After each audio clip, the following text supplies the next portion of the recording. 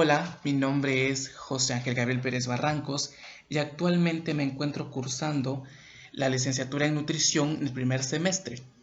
En la unidad de aprendizaje de biología celular vamos a abordar sobre el tema de la dieta vegetal, extractos de planta y sus usos en concepción, anticoncepción y como espermaticida.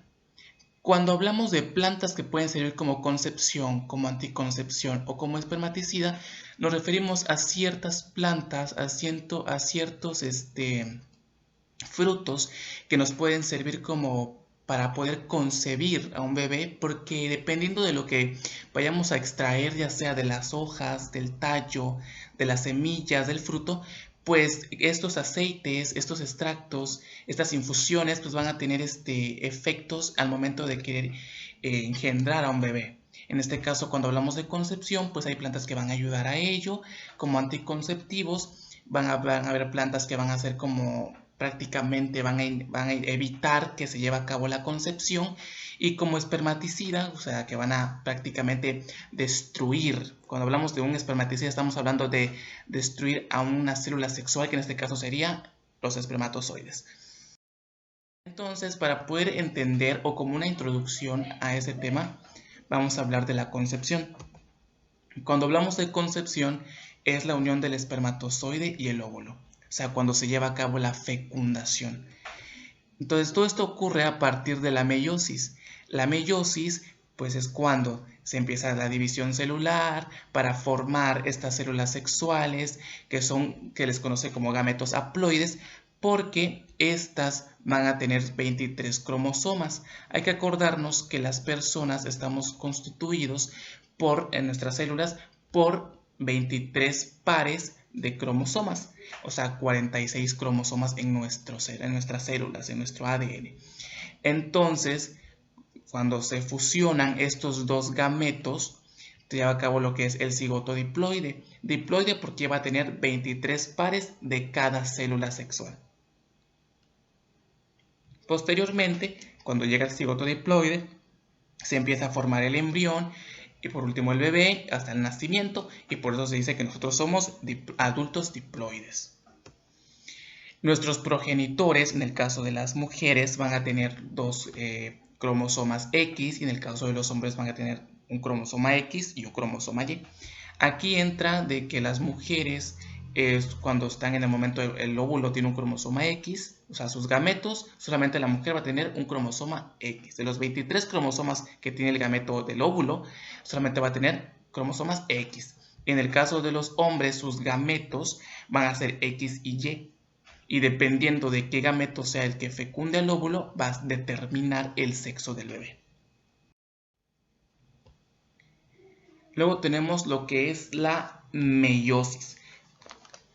La meiosis, pues, es el proceso por el cual se van a formar estas células, estos gametos sexuales haploides, para llevar a cabo la fecundación. Cuando hablamos de la meiosis, todo inicia a partir de la interfase. De la interfase, que es cuando la célula empieza a replicar su DNA y empieza a duplicar su información genética, empieza a duplicar sus cromatidas hermanas, empieza a crecer la célula. Entonces llega lo que es la meiosis 1 y la meiosis 2. Cuando hablamos de meiosis 1, se divide en profase 1, metafase 1, anafase 1 y telofase 1. Lo que ocurre en la profase 1 es que el par de cromosomas del padre y de la madre se encuentran reunidos en el núcleo. Entonces, esta membrana nuclear va a desaparecer. Y al desaparecer esta membrana nuclear, se empiezan a formar lo que son los microtúbulos, que se van a formar en lo que son los centrosomas de la célula, que se encuentran en los extremos. Estos son los centrosomas. Esta sería la membrana nuclear, que es la que va a desaparecer, esta de color morado o rosita, es la que va a desaparecer y va a dejar a los cromosomas en el citoplasma. Entonces, posterior a eso sigue lo que es la metafase 1. En la metafase 1, a través de lo que son los usos mitóticos, o sea, los microtúbulos que se encuentran en los centrosomas, estos se van a unir hacia los cromosomas por medio de lo que es el centrómero. Entonces, al unirse este uso mitótico, estos microtúbulos van a jalar o van a reunir a los cromosomas en el ecuador, o sea, en el centro de la célula. Posterior a eso sigue la anafase 1, que aquí cada cromosoma se vuelve homólogo. O sea, cada cromosoma se va hacia lo que son los extremos de la célula.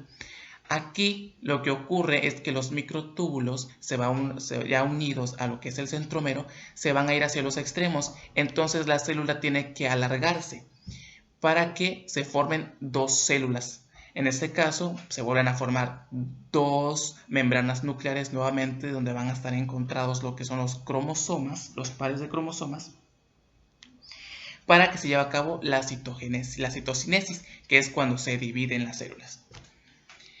Para que de posterior siga la meiosis 1, cuando ya están divididas las dos células, o sea, ya se dividieron las dos células, se encuentra el material genético, nuevamente vuelve a ocurrir lo que pasaba en la profase 1, pero ahora conocido como profase 2. Aquí lo que va a empezar a ocurrir es que nuevamente se va a ir se va a quitar, se va a prácticamente, o sea, se va a desaparecer lo que es la membrana nuclear, ¿no? Y van a quedar los cromosomas nuevamente en el citoplasma.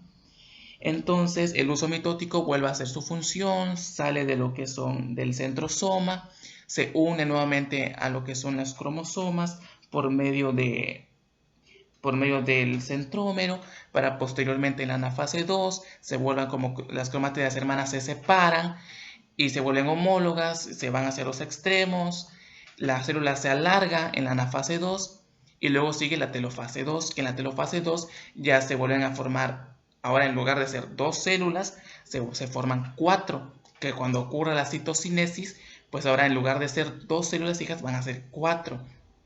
Entonces, aquí ya cuando ocurre en la final de la meiosis 2, se forman cuatro células sexuales, o sea, los cuatro gametos, que cada uno que se diferencian dependiendo de la información genética, o sea, su información genética de cada gameto es diferente.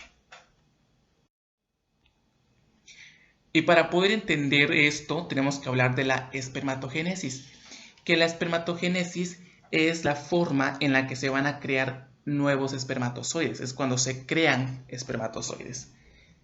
Entonces, todo esto ocurre con la meiosis y todo ocurre a partir de la espermatogonia. Todo empieza a partir de la espermatogonia, es la célula central para que ocurra la espermatogénesis. Pero para que podamos entender esto, tenemos que saber que la especie humana tiende a que se formen gametos femeninos y masculinos por medio de la gametogénesis. En este caso se van a formar óvulos y espermatozoides. Los espermatozoides se forman obviamente en los testículos y todo esto ocurre a partir de la espermatogonia. La espermatogonia es la célula central para que ocurra la espermatogénesis. En este caso existen dos tipos de espermatogonias, la espermatogonia A y la espermatogonia B. Y para que esto ocurra, vienen lo que son las fases de la espermatogénesis. La primera fase es la proliferativa, la segunda fase es lo que es la fase meiótica, que es cuando ocurren estas dos, cuando se replica lo que es la célula, y después sigue lo que es la fase de espermatogénesis, o sea, todo en conjunto. Entonces, cuando hablamos de la fase proliferativa, hablamos de la espermatogonia. Existe espermatogonia A y existe espermatogonia B. La espermatogonia A lo que va a hacer es que va a seguir replicándose. La espermatogonia va a seguir replicándose, va a seguir formando espermatogonias A y B para que puedan seguir el ciclo. Y en el caso de la espermatogonia B, esta ya cuando la que se va a encargar del proceso de la espermatogénesis es la espermatogonia B. Aquí es cuando cada espermatocito, o sea, ya se vuelve un espermatocito primario. Entonces, durante la primera división mitótica, que es la meiosis 1, se va a formar los espermatocitos primarios. Posterior a esto, sigue lo que es la fase, la meiosis 2. En esta meiosis 2 se van a formar espermatocitos secundarios. Estos espermatocitos secundarios van a formar nuevamente dos células hijas que se le van a conocer como espermátidas. Y estas espermátidas van a tener obviamente a los espermatozoides. Entonces, por cada espermatogénesis, por cada proceso de meiosis, vamos a obtener 4 gametos. que cada gameto va a tener información genética diferente. Ahora hablaremos sobre la cárica papaya. La cárica papaya se le conoce como, es una planta de la cual sale un fruto que se le denominó papaya. Entonces, aquí este fruto va a tener semillas y estas semillas contienen una fórmula, contienen un aceite esencial que lo que va a hacer es que se ha evaluado por medio de estudios en laboratorios. Se evaluó que el extracto obtenido de las semillas de papaya en muestras en semen humano y se observó una total inhibición de la movilidad entre 20 a 25 minutos. Cuando hablamos de una inhibición, estamos hablando de que se dejaron de mover los espermatozoides. Entonces, esto en un periodo de 20 a 25 minutos. Atribuible a los cambios deletéreos. Los cambios deletéreos es que empieza a haber una deformación en la membrana plasmática de la cabeza y de la pieza intermedia del espermatozoide. Aquí tenemos una imagen de la cabeza del espermatozoide donde está su membrana externa, su membrana plasmática, su acrosoma, que aquí el acrosoma está hecho prácticamente se derivan de los lisosomas, que pues esta es una organela, o sea, un organelo membranoso, limitante que tiene enzimas hidrolíticas, proteolíticas necesarias para la penetración del esperma en el huevo de la fertilización. Entonces, cuando se tiene contacto con el extracto de las semillas de la papaya, con el espermatozoide, rompe la membrana plasmática y daña al contenido del acrosoma. Y entonces ya el espermatozoide no es fértil, pierde su fertilidad. En el tamizaje fitoquímico se dice que se determinó la presencia de grupos químicos en el extracto de la semilla de cárica papaya. Especialmente se pueden encontrar lo que son alcaloides al que se le atribuye un efecto espermicida. Además se determinarán aceites esenciales como lo que son los atracenos, flavonoides, saponinas, triterpenos, insaturados y taninos, con una fórmula química. El extracto clorofórmico de la semilla de cárica papaya en diferentes concentraciones aplicadas directamente a la muestra de líquido seminal del humano tiene un efecto espermioestático y espermicida. Cuando hablamos de un efecto espermioestático es que los espermatozoides van a perder su movilidad, se van a quedar prácticamente inmóviles. Y como espermicida es que va a destruir al espermatozoide, o sea, lo va a matar, se va a ocurrir lo que es una apoptosis, ¿no? Ya que al contacto directo disminuye la movilidad y la vitalidad del espermatozoide. Aquí se puede observar una imagen sobre la morfología del espermatozoide. Podemos ver sus tipos de movilidad, la movilidad directal, que es en forma de onda, junto con la oscilante, y la movilidad en el mismo sitio, o sea, en su mismo eje, que es el tipo 1, es la más común, ¿no? Que la movilidad en el mismo sitio.